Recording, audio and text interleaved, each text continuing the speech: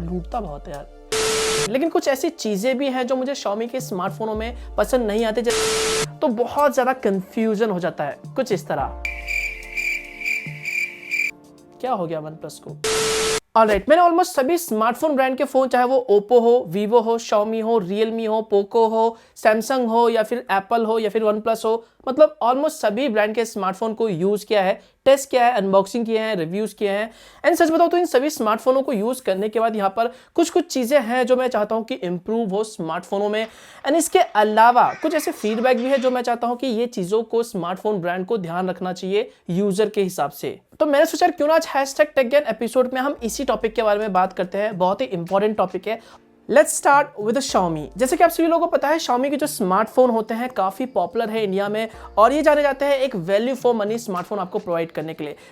लेकिन कुछ ऐसी चीजें भी हैं जो मुझे Xiaomi के स्मार्टफोनों में पसंद नहीं आती, जैसे कि इनमें जो कैमरा होता है, नो डाउट काफी बढ़िया होता है, लेकिन उनके कैमरे से जो फोटोज निकल के आते हैं उनमें जो कलर्स है, जो सैचुरेशन है, मतलब ओवर सैचुरेशन, वो मुझे काफी ज्यादा देखने को मिला। इनफैक्ट सभी स्मार्टफोनों में, मतलब मैंने जितने भी टेस्ट किए हैं। इसके अलावा जो UI है, UI में जो लैग देखने को मिलता है वो भी मैंने काफी ज्यादा नोटिस किया है बहुत सारे Xiaomi के स्मार्टफोनों में। तो यहाँ पर इससे दोस्तों क्या होता है, जो ओवरऑल यूजर एक्सपीरियंस है ना, वो थोड़ा सा बेकार हो जाता है। इसके अलावा Xiaomi के स्मार्टफोनों में आपको पता ही है, जो एड्स देखने को मिलते हैं, जो बार बार नोटिफिकेशन आते हैं, बीच बीच में जो एड्स आते हैं, वो बहुत ज़्यादा अननोइंग होते हैं। और सच बताऊं तो इन छोटी छोटी जो चीज़ें हैं, इन सभी चीज़ों से दोस्तों जो ओवरऑल यूजर एक्सपीरियंस है ना, वो खराब हो जाता है। एंड सच बताऊं तो यही जो मेन चीज़ें हैं, मुझे कंप्लेंट है Xiaomi के स्मार्टफोनों में। अदरवाइज इसमें कोई शक नहीं है कि Xiaomi एक value for money smartphone provide करता है। बट इसके अलावा यहाँ पर एक और सवाल उठता है सिक्योरिटी को लेके भी Xiaomi को अपने स्मार्टफोनों में काफी ज्यादा ध्यान देना चाहिए।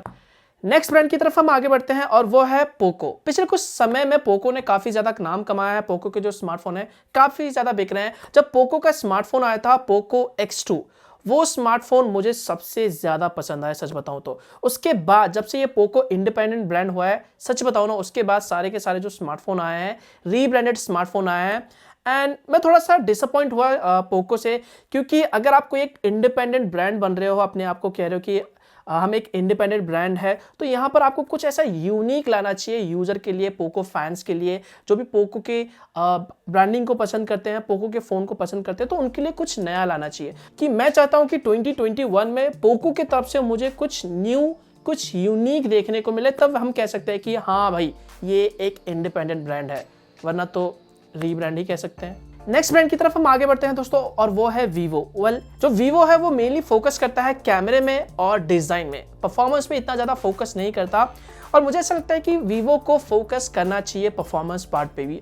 पर अगर आप नोटिस करोगे तो अंडर 20,000 रुपीज में वीवो का कोई ऐसा स्मार्टफोन ही नहीं है जो मैं आपको रेकमेंड कर सकूं, जिन्हें मैं टॉप स्मार्टफोन अंडर 20,000 रुपीज में डाल सकूं। और जितने भी स्मार्टफोन मैंने देखे हैं अंडर 20,000 रुपीज में मार्केट में, जो भी ऑफलाइन हो चाहे ऑनलाइन हो, वीवो के, उनसे भी मैंने एक और चीज़ नोटिस की है कि वो लोग अपडेट पुश नहीं करते, like security patch, software update provide नहीं करते। इनफैक्ट मुझे कई यूजर्स के, जो मेरे व्यूवर्स हैं, उनके मेल भी आए थे कि वीवो में अपडेट नहीं आ रहा, 1 साल हो चुका है, 6 मंथ हो चुके हैं, लेकिन फिर भी हमें कोई अपडेट देखने को नहीं मिला। तो सिक्योरिटी अपडेट पे यहाँ पर वीवो को काफ़ी ज़्यादा ध्यान देना चाहिए मेरे ख्याल से, ऐसा मुझे पर्सनली लगता है जितना भी मैंने वीवो के स्मार्टफोन को यूज़ किया है। नेक्स्ट है माइक्रोमैक्स। अब मैं माइक्रोमैक्स के बारे में क्या ही कहूँ, बहुत सारी कॉन्ट्रोवर्सी हुई है माइक्रोमैक्स को लेके।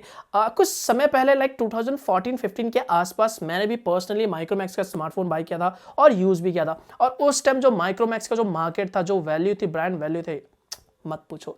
लेकिन उसके बाद माइक्रोमैक्स गायब हो गया एंड 2020 में फाइनली दोबारा से कमबैक करने की यहाँ पर कोशिश की है और काफी धमाकेदार यहाँ पर कमबैक किया है। जिस प्राइस पॉइंट पर फोन निकाला और जैसे स्पेक्स प्रोवाइड किए हैं, सच बताऊं तो पास्ट के हिसाब से, जो इनकी हिस्ट्री रही है उसके हिसाब से, काफी कमाल का यहाँ पर स्पेक्स और प्राइस पॉइंट रखा है माइक्रोमैक्स ने, एंड काफी अच्छा कमबैक मैं कहूंगा। बट यहाँ पर कहते हैं ना, जल्दबाजी के चक्कर में यहाँ पर माइक्रोमैक्स ने बिल्ड क्वालिटी से यहाँ पे कॉम्प्रोमाइज कर दिया यहाँ पर। और आपने देखा होगा यूट्यूब पे कई सारे ऐसे बिल्ड क्वालिटी को लेके यहाँ पर सवाल उठाए गए थे। बहुत सारे लोगों के डिवाइस में यहाँ पर इशू देखने को मिला, बिल्ड क्वालिटी को लेके कवर बाहर आ रहा था और कुछ साउंड आवाज़ें आ रही थी। तो ये जो छोटी छोटी चीज़ें हैं, यहाँ पर माइक्रोमैक्स को ध्यान देनी चाहिए जब भी आप कोई भी प्रोडक्ट मार्केट में लॉन्च करते हो। बाकी बस मैं यही चाहता हूँ कि 2021 में और आगे फ्यूचर में माइक्रोमैक्स इसी तरह से मार्केट में बना रहे। इंडियन ब्रांड है, नेक्स्ट ब्रांड है Realme। देखा जाए तो Realme पिछले कुछ सालों में जिस तरह से आगे बढ़ रहा है और जिस तरह से मार्केट में कंपटीशन दे रहा है, जिस तरह से मार्केट में यहाँ पर स्मार्टफोन लॉन्च कर रहा है, मैं कहूँगा कि Realme एक लौता ब्रांड है जो स्मार्टफोन इंडस्ट्री में Xiaomi जैसे ब्रांड को, पॉपुलर ब्रांड को काफ़ी ज़्यादा यानी कि कड़ी टक्कर दे रहा है। बट यहाँ पे मुझे Realme से एक शिकायत है, Realme इतने सारे फ़ोन लॉन्च कर देता है, इतने सारे फ़ोन लॉन्च कर देता है, सेम प्राइस पॉइंट पे सेम फ़ोन, कभी कभी विद डिफरेंट नेम, तो बहुत ज़्यादा कंफ्यूजन हो जाता है कुछ इस तरह। बाकी एक और छोटी सी चीज़ है Realme के कैमरे में जो मैंने चीज़ नोटिस की है वो है दोस्तों कलर्स को लेके। Realme में जो आप कैमरे से फोटोज़ लेते हो Realme के स्मार्टफोन से, उनमें जो फोटोज़ निकल के आते हैं उनमें जो कलर्स है वो आपको थोड़े से बूस्टेड देखने को मिल जाते हैं, बहुत ज़्यादा कलर देखने को मिल जाता है। तो ये एक छोटा सा फीडबैक है जो Realme को आई थिंक मेरे ख्याल से ध्यान देनी चाहिए कैमरा स्मार्टफोन में। नेक्स्ट ब्रांड है Oppo। देखा जाए तो ऑफलाइन मार्केट में जो Oppo के स्मार्टफोन हैं वो काफ़ी ज़्यादा बिकते हैं, इसमें कोई शक नहीं है। और जो Oppo है आप सभी लोगों को पता है ये कैमरे पे काफ़ी ज़्यादा फोकस करता है, स्पेशली अगर आपको कोई डिज़ाइन वाला स्लिम फ़ोन पसंद आते हैं या फिर आपको इनोवेशन वाला कोई फ़ोन चाहिए। इसके अलावा अगर आप फोटोग्राफी करते हैं तो Oppo के स्मार्टफोन उन यूजर्स के लिए काफ़ी बेहतर होते हैं। बट यहाँ पे देखा जाए तो Oppo के स्मार्टफोन भी अंडर 20K में इतने खास नहीं है। अगर आप नोटिस करोगे तो जो Oppo है वो परफॉर्मेंस पार्ट पे इतना ज़्यादा फोकस नहीं करता है, स्पेशली अगर आप अंडर 20K स्मार्टफोन में 20,000 के अंडर आप स्मार्टफोन देखोगे Oppo के, तो वो जो स्मार्टफोन होते हैं Oppo के वो हाई परफॉर्मेंस के लिए या फिर कह लो गेमर्स के लिए इतने अच्छे नहीं होते। तो मैं चाहता हूं कि अंडर 20K में भी यहाँ पर Oppo को परफॉर्मेंस पार्ट पे भी यहाँ पर फोकस करना चाहिए। परफॉर्मेंस थोड़ा सा कंपटीशन के हिसाब से अगर अच्छा ला दे तो मेरे ख्याल से Oppo के स्मार्टफोन भी यहाँ पर मार्केट में काफ़ी ज़्यादा मार्केट को कैप्चर कर सकते हैं। नेक्स्ट है OnePlus, और इसमें कोई शक नहीं है हम सभी का one of the favourite Android smartphone brand है। OnePlus के जो स्मार्टफोन होते हैं हार्डवेयर और सॉफ्टवेयर का परफेक्ट कॉम्बिनेशन माना जाता है जो आपको एक बेहतर यूजर एक्सपीरियंस देता है। आपने नोटिस किया होगा OnePlus के जो स्मार्टफोन है अब धीरे धीरे काफी ज्यादा एक्सपेंसिव होते जा रहे हैं। पहले हम OnePlus के स्मार्टफोनों को फ्लैगशिप किलर बोलते थे, लेकिन अब किलर वर्ड हट गया है और OnePlus सिर्फ और सिर्फ फ्लैगशिप रह गया है।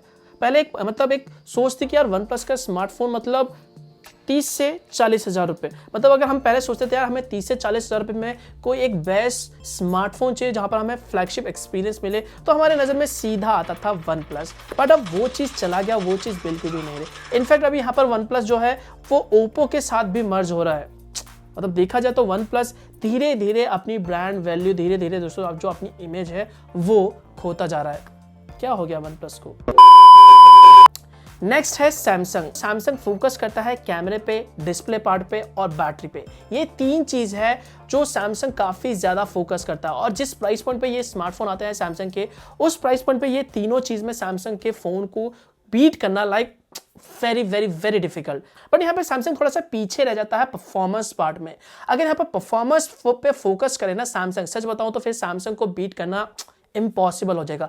सैमसंग के फोन में अगर हमें परफॉर्मेंस अच्छी मिलने लग गई ना, फिर कोई भी दूसरे स्मार्टफोन को बाय नहीं करेंगे, ट्रस्ट मी, ये मेरा पर्सनल एक्सपीरियंस कहता है। तो यहाँ पर मुझे लगता है कि सैमसंग को परफॉर्मेंस पार्ट में अंडर 20K पे काफी ज्यादा ध्यान देना चाहिए। नेक्स्ट ब्रांड की तरफ हम आगे बढ़ते हैं और वो आई थिंक मेरे ख्याल से लास्ट यही बचा है, वो है एप्पल।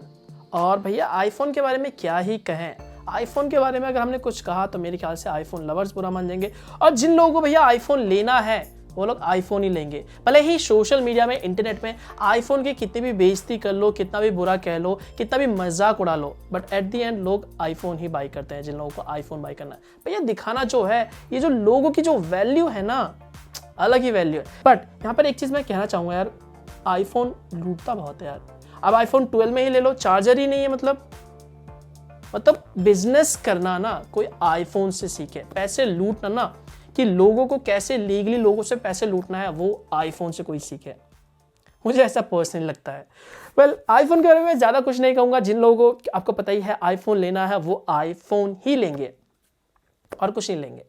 तो बस दोस्तों यही था आज के इस वीडियो में। आई होप आपको पसंद आएगा। वैसे आप लोगों को क्या लगता है, आपके क्या ओपिनियन है, आप कौन से स्मार्टफोन ब्रांड यूज करते हो और आपके क्या फीडबैक है उन स्मार्टफोन ब्रांड के लेके, आपका क्या एक्सपीरियंस है, let me know in the comment section. And अभी तक इस वीडियो को लाइक करने का, वीडियो को लाइक कर देना, वीडियो को शेयर करना, चैनल को सब्सक्राइब कर लेना। मिलता हूं मैं आपको एक और नया इंटरेस्टिंग वीडियो के साथ, तब तक के लिए बाय बाय।